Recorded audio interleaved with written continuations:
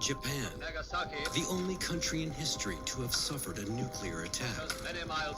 During World War II, Japan and the United States were the fiercest of enemies. An American airplane dropped one bomb on Hiroshima and destroyed its usefulness to the enemy. But after the war, an alliance was formed. I'd be crystal clear. The United States is fully, thoroughly, completely committed to the alliance. From the ashes of war and hostility, these one-time violent enemies became uneasy partners. From enmity to alliance, has Japan been on a path of Americanization?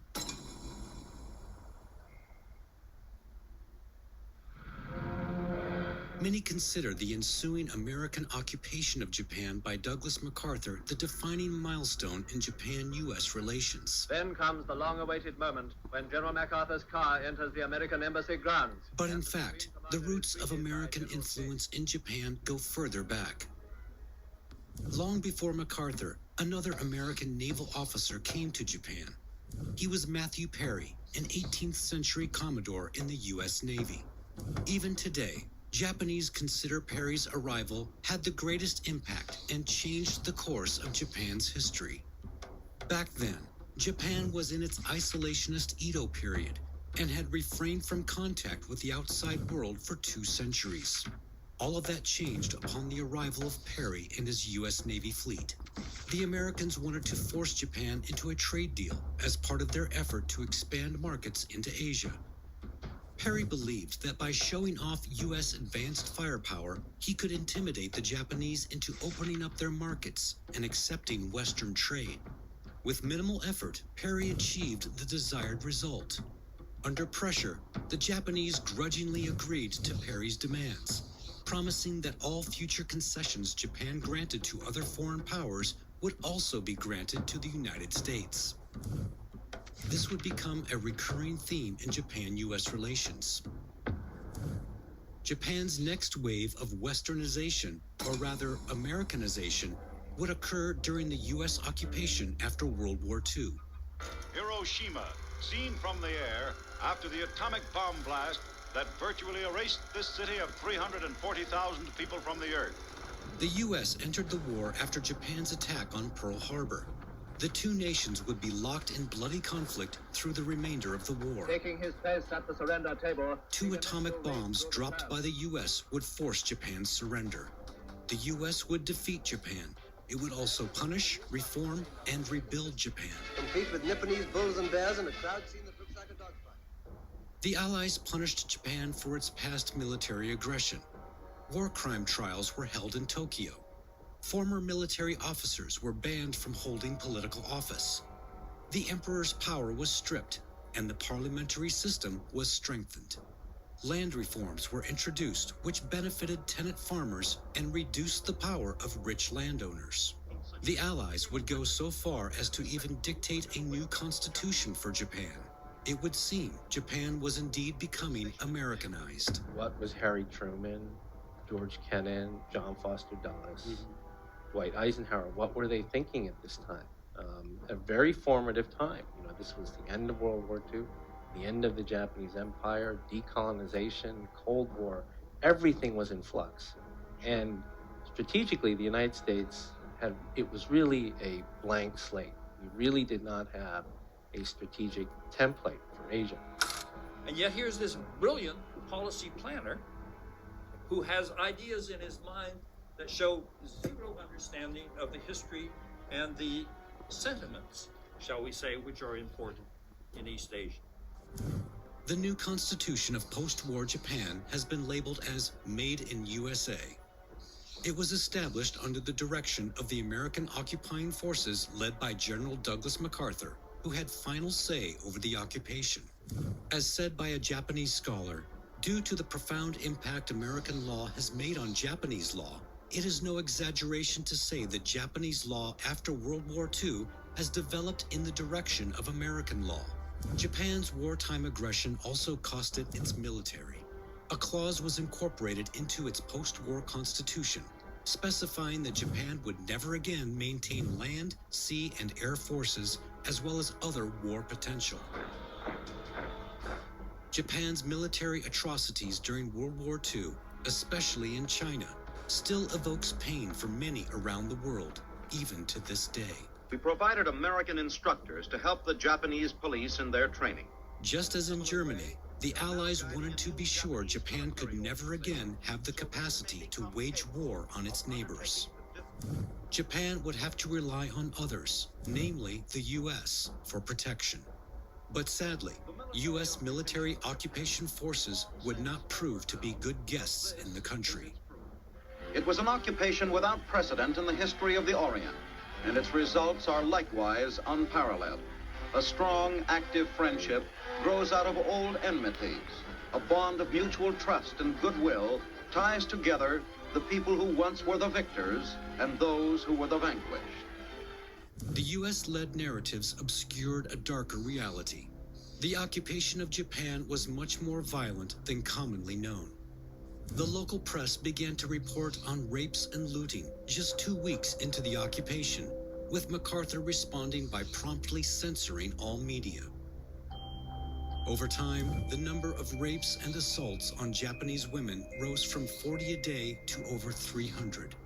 But the U.S. government would suppress important information about crime and punishment, concealing the number of rapes, prosecutions, arrests, and executions. But in the years after Japan's new constitution took effect, Japan's political-military alliance with the U.S. strengthened, and Japan's economy would steadily grow. In the 50s and 60s, the United States would become mired in an arms race with the Soviet Union during the Cold War. This would cause an imbalance in the allocation of American resources, such as capital, labor, and technical competence, which would be lavished on a narrow band of industry to fight the Cold War. Resources that would normally be channeled to domestic and international industries meant to increase America's commercial competitiveness. As a result, the U.S. trade imbalance started deteriorating sharply with other countries, including Japan. In 1971, the U.S. suffered its first trade deficit since records began. Meanwhile, across the Pacific, Japan was improving dramatically. It restored diplomatic relations with the Soviet Union, joined the United Nations, and entered a high-growth period. Over the course of the 1960s, Japan's economy grew astronomically. As more of Japan's goods entered the world market, its reputation for cheap, low-quality goods was gradually replaced with that of admiration for its quality and, in many cases, over-engineering. Well-made and cheap Japanese products were winning in U.S. markets, especially in traditional American industries such as cars and electronics. But U.S. goods and investments in Japan lagged and failed to secure sizable shares of the Japanese market. The trade deficit grew from $1.7 billion to $50 billion in just 11 years. In the 1980s, the U.S. trade imbalance with Japan stood at 2/3 of the total U.S. trade deficit. U.S. reforms and post-World War II influence had helped Japan grow, but at a rate much higher than the U.S. could have imagined. A panic ensued about Japan's economy overtaking the U.S., leading to a phenomenon dubbed Japan bashing. Harsh criticism of Japan seeped from governmental and business circles to broader audiences through the media and popular culture. Similar to the scorn we see heaped on Mexico and China today, back then it was poured on Japan.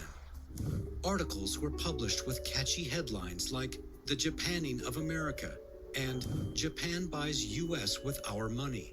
Lawmakers and commentators accused Japanese firms of stealing U.S. intellectual property and taking advantage of unfair trade deals. The messages were powerful, and the public listened. And Nikki, I hope we can assume that these cars do not have owners. That's right, Bev. The car you're looking at, a 78 Toyota Corolla, donated by Hoot McInerney in Oak Park. We've got Tim Donovan here taking his frustrations out on this 78 Toyota. This is all in good fun.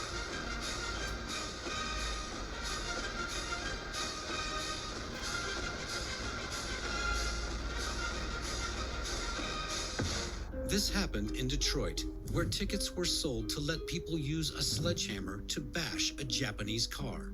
Nationwide, Toyota and other Japanese automakers were blamed for stealing car sales and U.S. jobs, prompting outraged auto workers to smash Japanese cars in protest.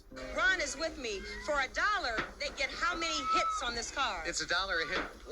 One hit per dollar. And this is going to who? The AdCraft Foundation, which is an advertising foundation here in Detroit. We thought, well, why not a Japanese car? We do all of the Detroit advertising, so why not? Polls in the 1980s showed Americans were more concerned by the economic threat from Japan than by the military threat from the Soviet Union. The labor union UAW and hardline members of the Congress increasingly claimed that Japan was exporting unemployment. The union took the matter to the International Trade Commission, and auto giant Ford followed suit to request industrial protection measures, hoping to slap import restrictions on Japanese cars. In a situation somewhat like what happened to TikTok in 2023, Japanese carmaker Toyota had to explain at a public hearing why it was innocent. It said the difficulties that the U.S. auto industry was facing were brought by the economic situation and not by imported vehicles. Based on the testimony, the commission voted in favor of the Japanese automaker. But that didn't end the trade friction. As it was an election year, conditions were ripe to politicize the issue. After Ronald Reagan took office, members of his cabinet began asking the Japanese government to place restraints on vehicle exports. In February 1981, a bill was submitted to the U.S. Congress, which would later form the basis for restricting the import of Japanese-made cars. And from here, the story would surprise everyone. At the time, the Reagan administration was still debating whether it should reject the protectionist demands and maintain a free market. In Japan, the auto industry urged all parties to wait until that autumn, when any recovery in the U.S. industry would become clear, and that any action before then would be premature. By this point, the proposed bill was far from becoming a reality. But to everyone's surprise, the Japanese government decided to make a quick political conclusion right away. It signed an agreement to restrict exports of Japanese cars to the U.S. The program was named VER, Voluntary Export Restraint, because it was, frankly, voluntary by the Japanese government. From that point, a slew of new restrictions on Japanese products kicked into effect. In 1983, a 45% tariff on motorcycles, and in 1987, a 100% tariff on Japanese electronics like TVs, computers, and power tools. Things came to a head in 1985 with the famous Plaza Accord, signed among the G5 industrialized nations, the US, Germany, France, the UK, and Japan, which would depreciate the US dollar against the other currencies. The U.S. had been suffering from trade deficits and hoped to remedy this through foreign exchange adjustments. The repercussions came fast and hard. The Japanese yen had been trading at 240 yen to the U.S. dollar, but rapidly appreciated to around 150 yen to the dollar just 1 year later. Takuro Kato remembers vividly when Japan's economic bubble burst in the 1990s. The Japanese yen was strengthening far more than what policymakers were expecting, hurting exporters. A strong yen led to tens of thousands of companies across Japan going bankrupt. With a stronger currency, Japanese products became more expensive, and the U.S. started to see an increase in exports and its trade deficit lowering. Things quickly turned sour for Japan. More countries turned away from buying its expensive goods.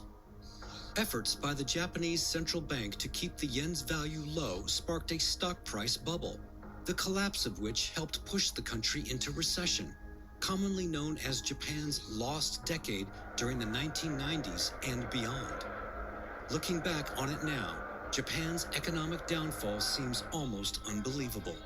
It was the world's largest creditor, but suffered the heaviest blow, while the U.S. was the world's largest debtor, but continued to thrive. The era of Japan bashing ended rather abruptly, as did Japan's golden age. According to Japan's official 1987 diplomatic blue book, the government was well aware of America's deep dissatisfaction with Japan, mainly because of the $58 billion trade deficit. But Japan felt it had no choice but to maintain stable relations with the U.S., as the U.S. ensured security for the nation. Since the end of World War II, Japan has had its constitution, military policies, foreign affairs, trade, and domestic economy all heavily influenced by the U.S.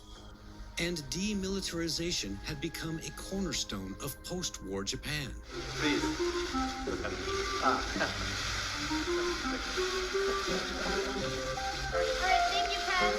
Thank you, everybody. Strong hands. Thank you, everybody.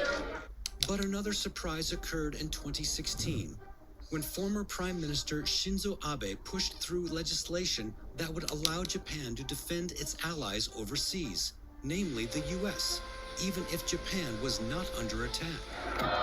The government's decision was not largely supported by the rest of the country. Tens of thousands rallied outside Parliament. And a man set himself on fire at a train station in downtown Tokyo in an apparent protest against the Japanese government's push to reinterpret its pacifist constitution. It looks like this incident has sparked some intense outrage. I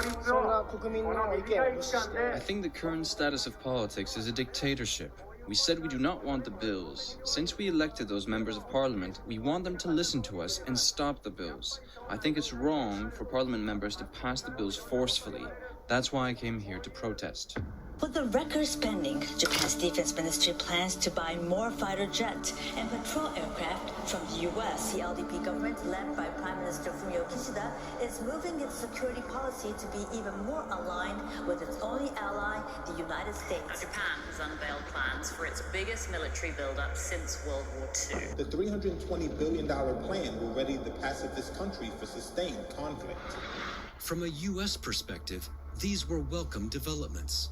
It meant the U.S. wouldn't have to solely foot the bill for military operations in the Indo-Pacific region.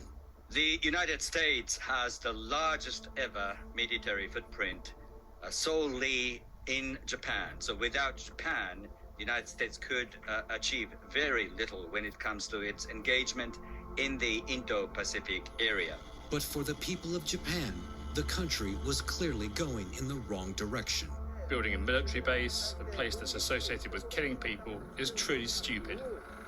That's what we want to say to the international community. I have 4 children and 7 grandchildren, so I come here for them. I won't live that long, but I don't want my children to experience war like I did. Now, when some children hear the sound of helicopters, they say, they're back. We don't want them here. As the nation to disarm Japan after the war, the U.S. suddenly embraced Japan's new military buildup. A complete reversal. Is this the direction Japan wants to go? Or had it been quietly pressured by the U.S.? And whose interest is best served? Only time will tell.